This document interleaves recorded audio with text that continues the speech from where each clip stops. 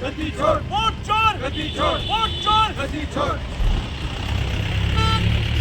आज जम्मू कश्मीर कांग्रेस प्रेसिडेंट की डायरेक्शंस पे हम यहाँ डल झील के किनारे जमा हुए।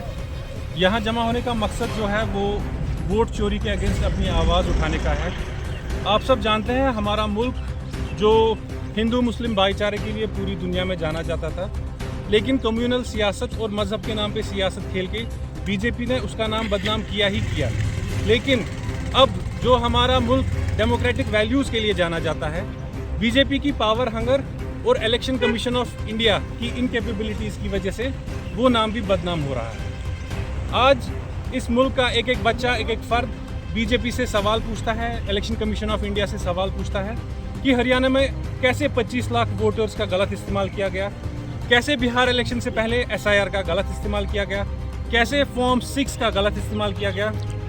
हम पूछना चाहते हैं बीजेपी और इलेक्शन कमीशन ऑफ इंडिया से, आखिरकार वो ब्राज़ीलियन मॉडल कौन थी, वो कहाँ से आई और कैसे उसने 20 से ज़्यादा जगह अपनी वोट का जो है वो इस्तेमाल किया। ये सब चीज़ें जो है ये इलेक्शन कमीशन ऑफ इंडिया की क्रेडिबिलिटी पे सवाल खड़ा करती है, इलेक्शन कमीशन ऑफ इंडिया की क्रेडिबिलिटी पे उंगली खड़ा करती है। इलेक्शन कमीशन ऑफ इंडिया जो 2014 से पहले इस मुल्क में एक इंडिपेंडेंट बॉडी की तरह काम करती थी, लेकिन 2014 के बाद वो एक बीजेपी की क्लोज एलाई बन चुकी है।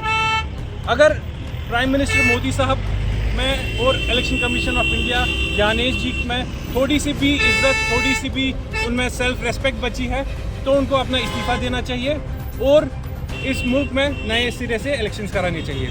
यहाँ पे जमा होने का मकसद ये भी था, जो जम्मू कश्मीर एक वक्त पे पूरे मुल्क में, पूरी दुनिया में जिसको जन्नत कहा जाता था, लेकिन बीजेपी की फेल्ड पॉलिसीज़, बीजेपी की फेल्ड गवर्नेंस की वजह से आज वो जम्मू कश्मीर जो जन्नत थी वो जहन्नम बन चुकी है।